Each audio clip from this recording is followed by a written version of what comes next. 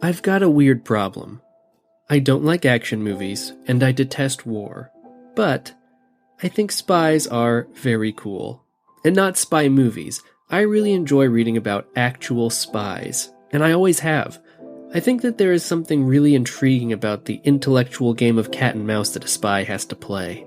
I love the secret codes and the double lives. To me, reading about a spy is like watching a good drama. Today, we're talking spies, and maybe, if we try hard enough, we can solve a mystery of our own. My name is Josh, and this is Obscure History.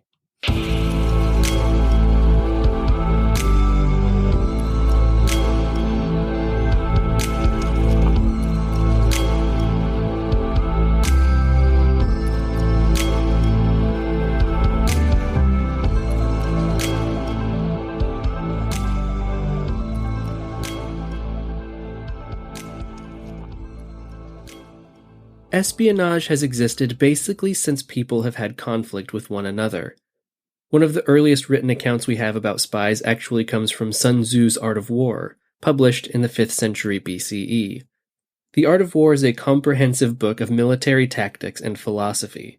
Espionage was actually so important to Sun Tzu that he dedicated an entire chapter to it. As a general philosophy, Sun Tzu states, "Secret operations are essential in war. Upon them, the army relies to make its every move. An army without secret agents is exactly like a man without eyes or ears." He also further elaborates with some very advanced instructions. It is essential to seek out enemy agents who have come to conduct espionage against you and to bribe them to serve you. Give them instructions and care for them. Thus, doubled agents are recruited and used. It is by means of the doubled agent that native and inside agents can be recruited and employed. This is because the doubled agent knows those of his own countrymen who are covetous as well as those officials who have been remiss in office. These we can tempt into our service. And it is by this means that the expendable agent armed with false information can be sent to convey it to the enemy. It is because doubled agents know in what respects the enemy can be deceived that expendable agents may be sent to convey false information. It is by this means, also, that living agents can be used at appropriate times.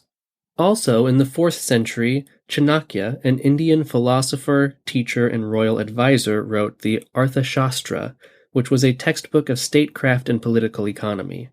This treatise detailed methods for obtaining, processing, and using intelligence, and argued that effective information gathering was essential to growing the power and security of the state. If we go back a little farther on the human timeline, we see spies scoping out the city of Jericho in the biblical book of Joshua, which is believed to have been written around 550 BCE. Scholars believe that the events of Joshua could represent a time around 1300 BCE, which was about 3,000 years ago.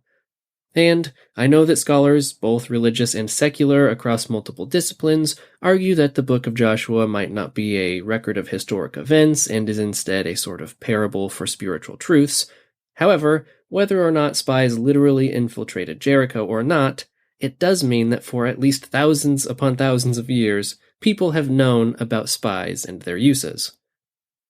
Though we probably most closely associate espionage with warfare, the harvesting of secret information from others extends into the private sector occasionally. For example, in 1997, Gillette found itself on the wrong side of an industrial espionage scandal when 47-year-old Stephen L. Douglas sold trade secrets to Gillette's competitors. Davis had been contracted to design some new shaving technology for Gillette and was terminated for one reason or another. Rather than just moving on and trying to find another gig, Davis sold the blueprints for the product he had been working on to other shaving companies and earned 15 years in prison for his actions. Similarly, a man named Harold Worden took off with tons of confidential information from Kodak after being with them for over 30 years. Not only did he try to sell this confidential information to Kodak's competitors, but he also attempted to start a consulting firm using that confidential information. In 1997, he was sentenced to 15 months in prison and was forced to pay over $50,000 in reparations. Though Hollywood might have us believe that spies are all car chases, explosions, and gunfights, the truth is much more interesting. It's kind of obvious, too, like if a spy is supposed to be inconspicuous, then it would stand to reason that blowing up a double-decker bus in the middle of London while hang-gliding away from a pack of cybernetic drones is the opposite of good spy work. But that's all we really see in the movies, right? Jason Bourne, James Bond, it's all action, all the time. A good spy is subtle.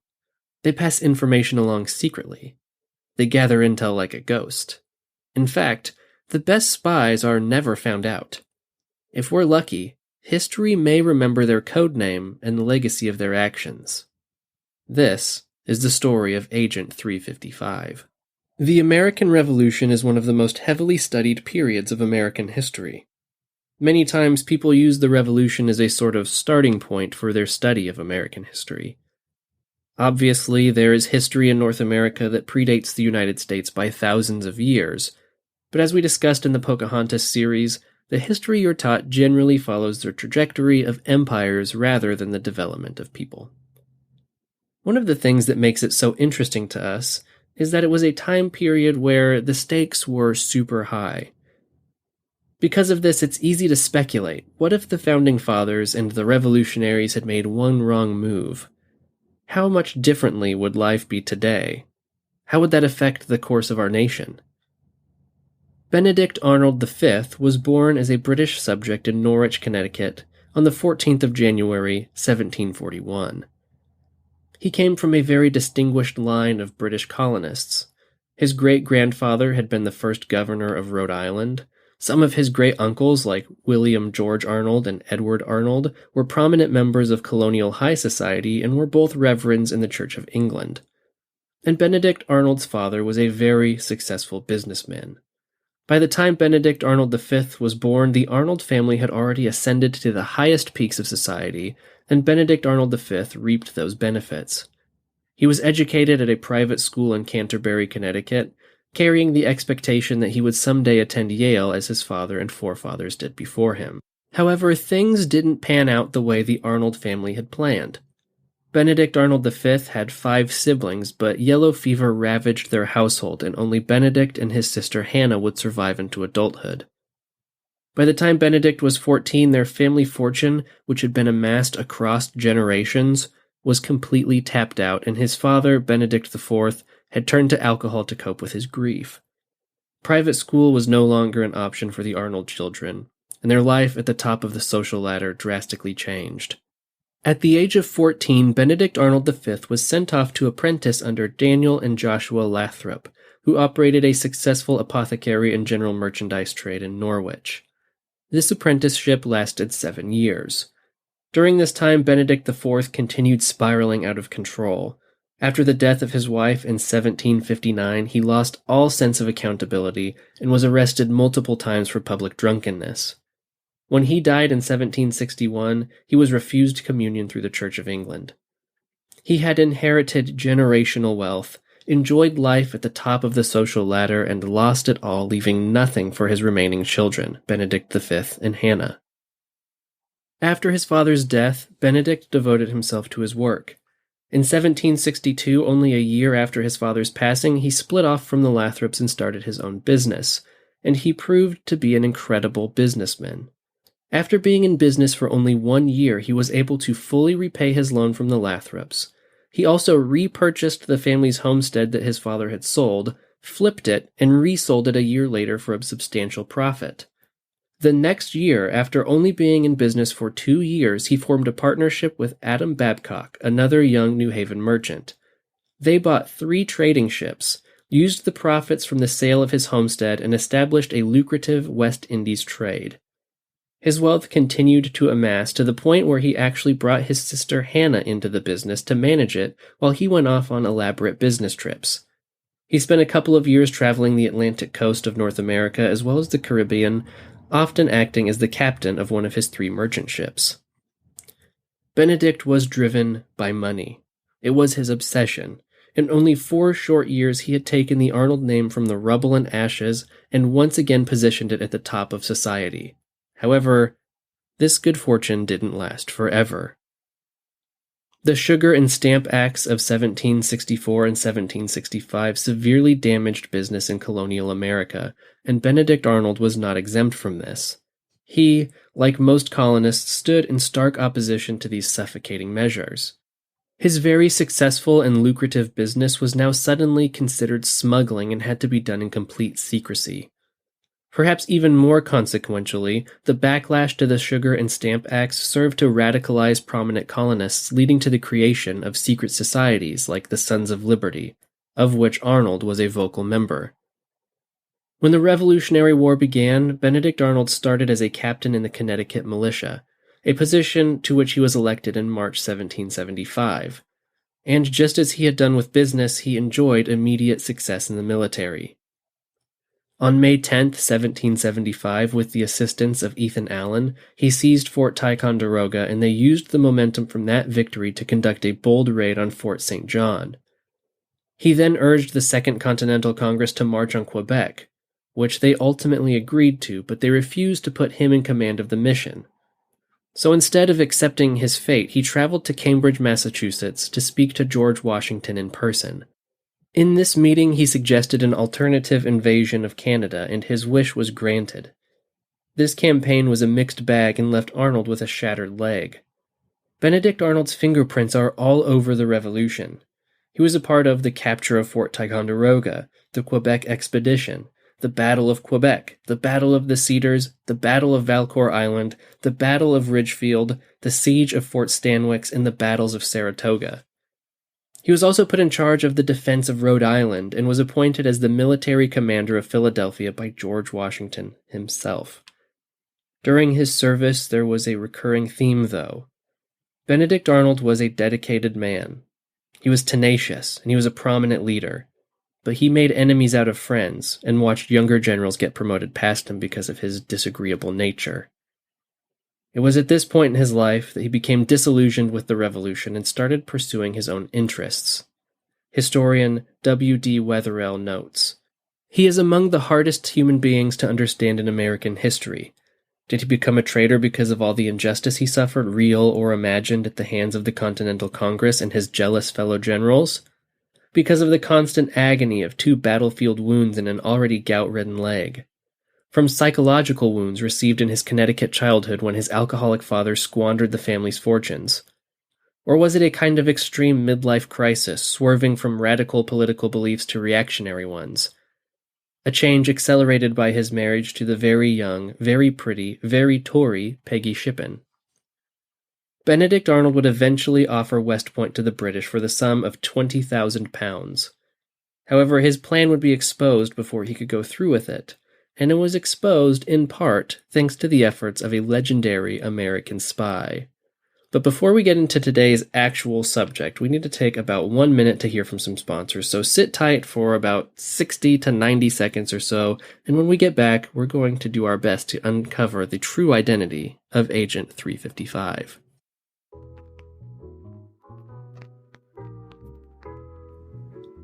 This episode was brought to you in part by Squadcast. In 2021, you either have a podcast or you want to have a podcast. And, unless you're an insufferable nerd like I am, you probably want to have a podcast with other people. The challenge is, as we are in a global pandemic, you might not be able to record in person, and we're all completely burnt out on Zoom and Skype. So let me tell you how Squadcast can help solve your problems. Squadcast is a remote content production platform that makes it super easy for podcasters to create high-quality video and audio remotely. You can connect with anyone, anywhere, at any time using their browser-based system. No apps to download ever. Your video is also saved every 8 seconds to the cloud, so you're never going to lose your recording, and they always have a backup on hand. Your audio is recorded in separate tracks for easy editing, and you can have up to 10 people in a session. So whether your squad is a roving pack of unhinged bachelors, a delegation of girl bosses that take wine tasting a little too seriously, or some loose acquaintances that you've met on Twitter and want to interview for your show, Squadcast has the tools to help you make the content that you want to make. To learn about even more amazing features that Squadcast offers, follow the link in my show notes to squadcast.fm to learn more today. Again, that's squadcast.fm to learn more today.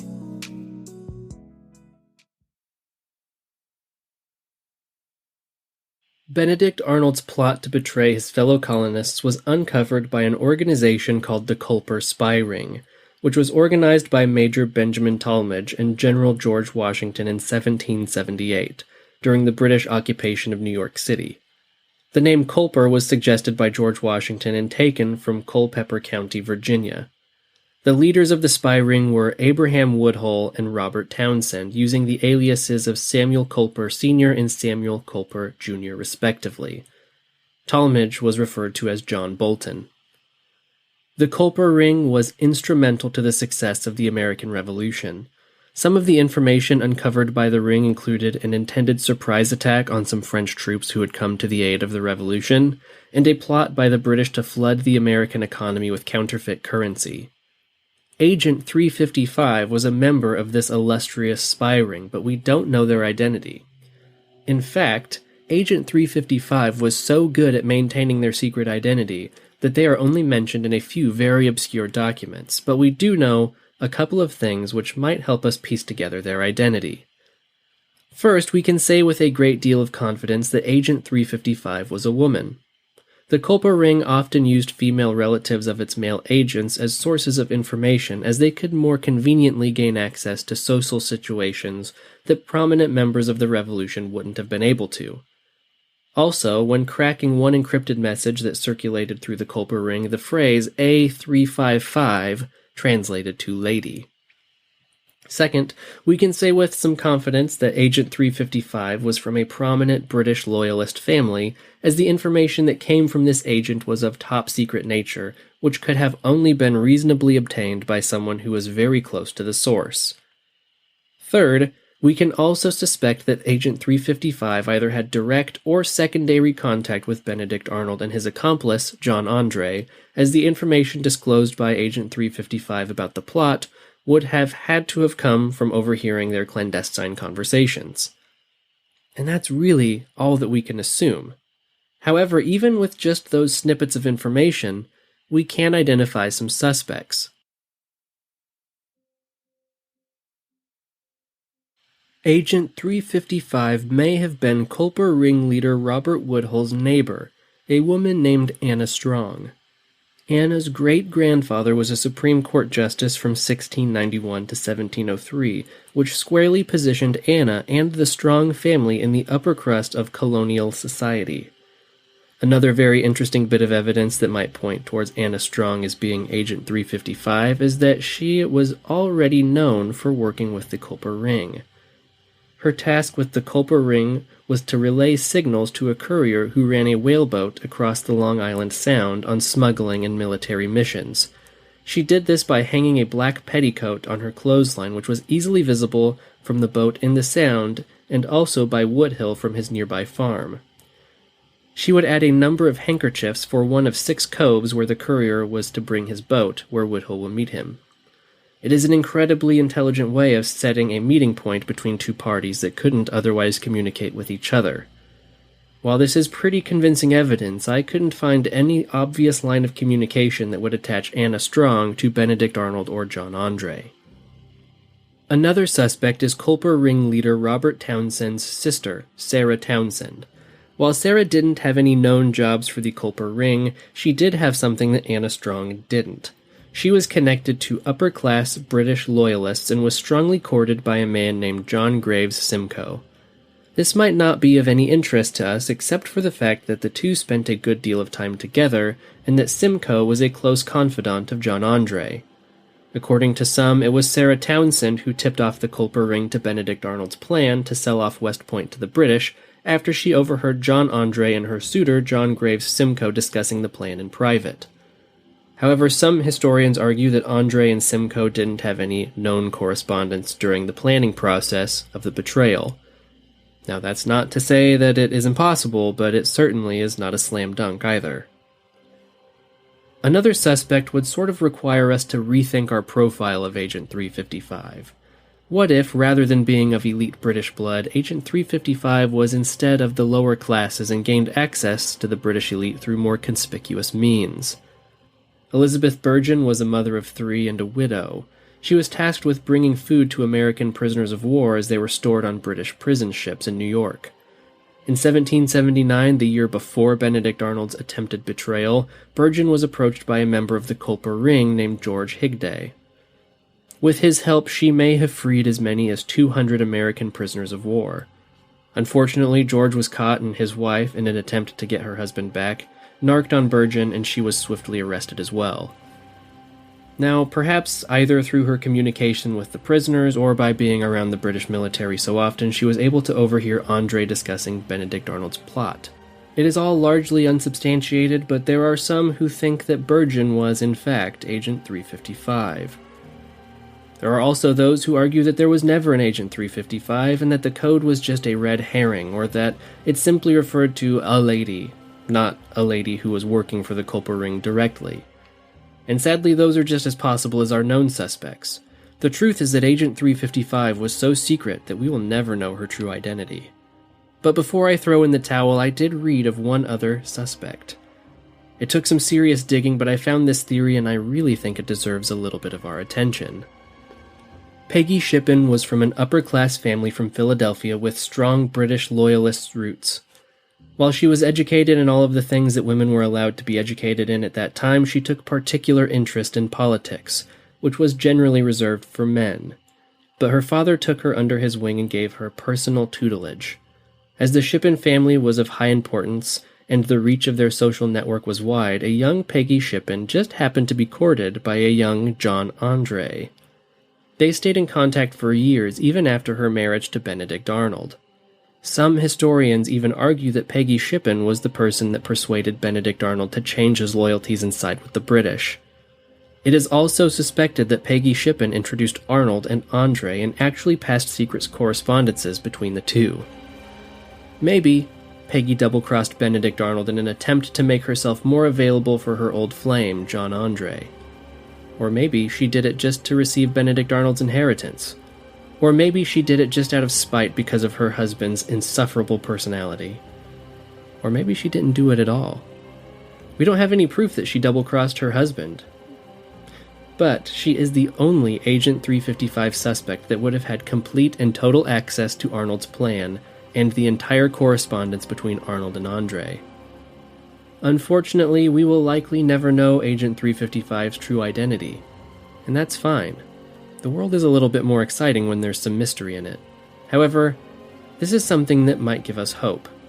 The existence of the Culper Ring wasn't disclosed to the general public until the 1930s. There is still a chance that some archivist somewhere in New England has a document which clearly points to the identity of Agent 355, and they either don't know it yet, or simply haven't revealed it to us. We can only hope that someday we learn Agent 355's true identity, but until then, it is fun to speculate, isn't it?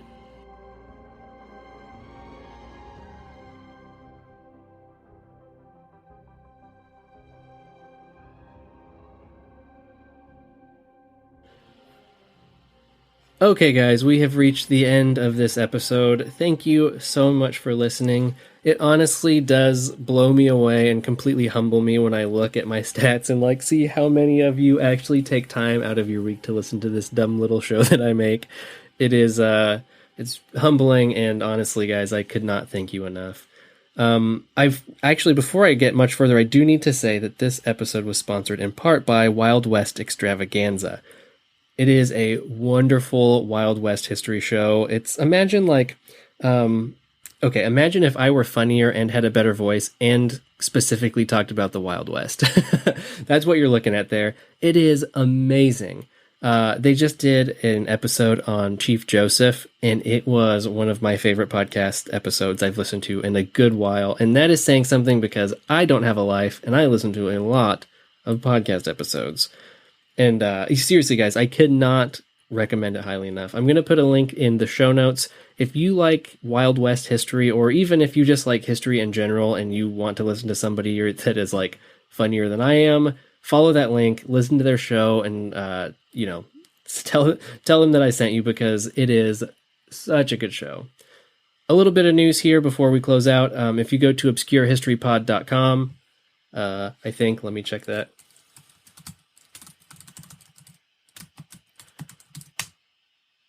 Hey, that's it. Okay, if you go to obscurehistorypod.com, I couldn't remember my own URL.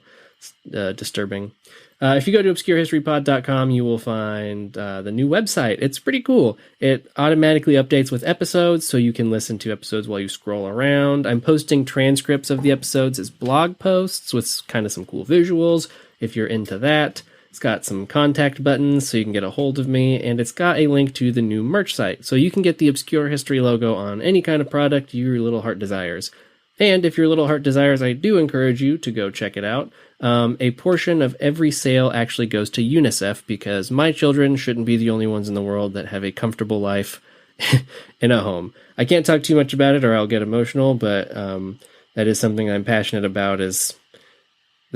It disturbs me deeply that my children have a loving home and full bellies and they're warm with blankets every night, and that is not true of every child in the world. So a portion of every sale in the Obscure History merch store actually goes to UNICEF. But like I said, I shouldn't talk about that for too long or I will get very bummed. So taking us out today is LIA with their song Give the Girl a Bouquet. This song is awesome. It is like, it's in like the indie pop, neo soul kind of R&B world, and it will make you feel cooler for listening to it. So in the show notes, I will have a link to Wild West Extravaganza and LIA's music. Seriously, check them both out. I cannot recommend them highly enough. And when you're done checking out those guys, you can check out the Obscure History Pod website at obscurehistorypod.com. Thank you guys for being awesome. Have a nice week.